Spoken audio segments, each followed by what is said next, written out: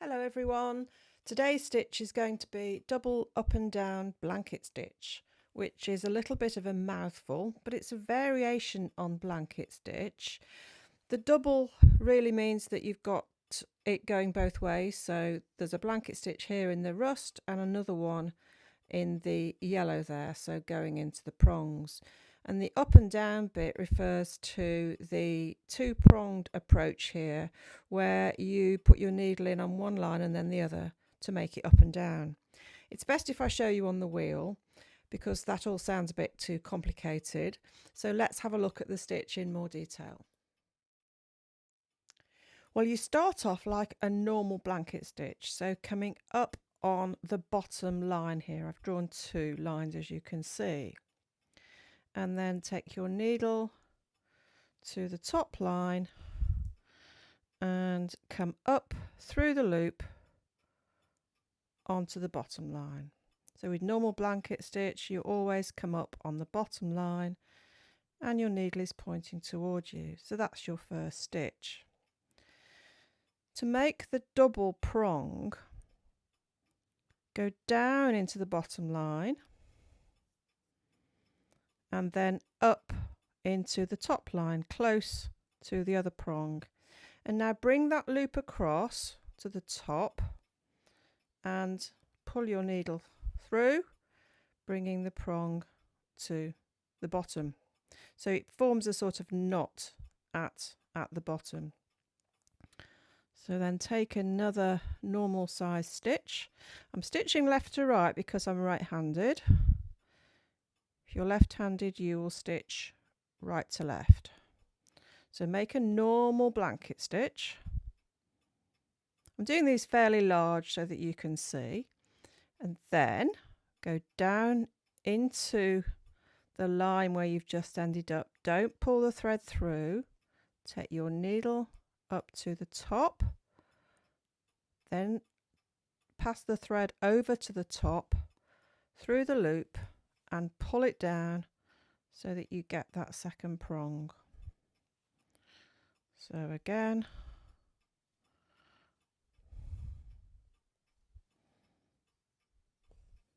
this first bit is just a normal blanket stitch up on the line,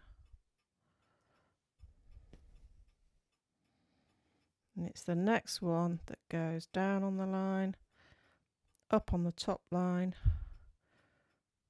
bring that loop across, bring your needle through and pull it down.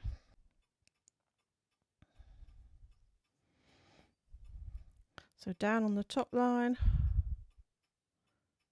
up through the loop, down on the bottom line, up on the top line, bring your loop across, needle through and pull down.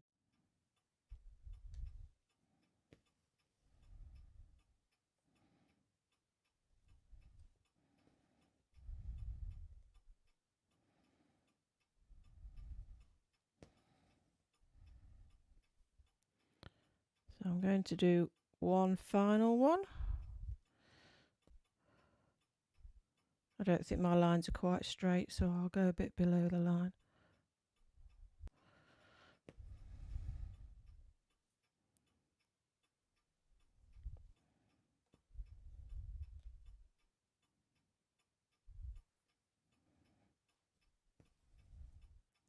And then take your needle to the back and finish off. Now I'm going to return and show you the second colour, so we're going to turn our work round to do that. So using another colour, or you could use the same colour if you want, I've come up on the bottom line. I've turned my work round now, just to the left of this prong here. Mine's a bit close, but anyway, that's where you should come up.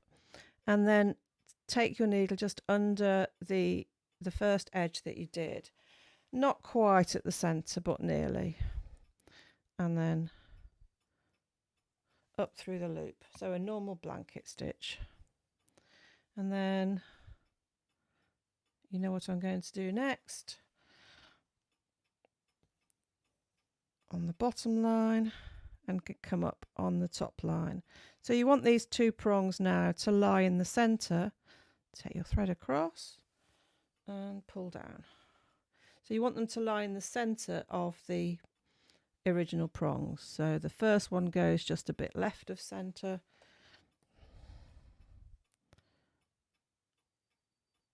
Up through the loop on the line. Normal blanket stitch there. And then the next one goes down on the line, up just below that edge there, and then take your needle across. So the next one,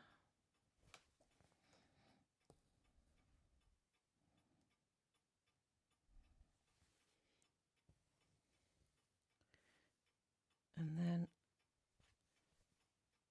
down and up on the top edge, and take your loop across to bring your needle through it and pull that down. Now I'm just going to show left-handers by going to the other side. Right-handers just continue and do your final prong here. So if you're left-handed, you will come up, you'll sew from right to left, you'll come up just to the right of that prong there, take your needle down and come up through the loop onto the edge. Let me see if I can do that. That's it. I can't always find my place left-handed. And then take your needle to just next to it on that line,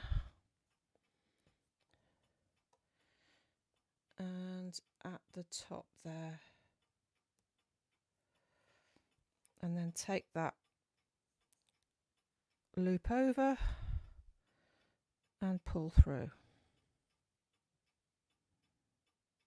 Okay, so I'm going to complete that now, and I'll show you when it's done. So that's my completed double up and down blanket stitch. I hope you'll agree it makes a lovely border. The next stitch we're going to do is going to be knotted purl stitch, and this one might take a little bit of practice, so get your spare hoop ready and join me for that.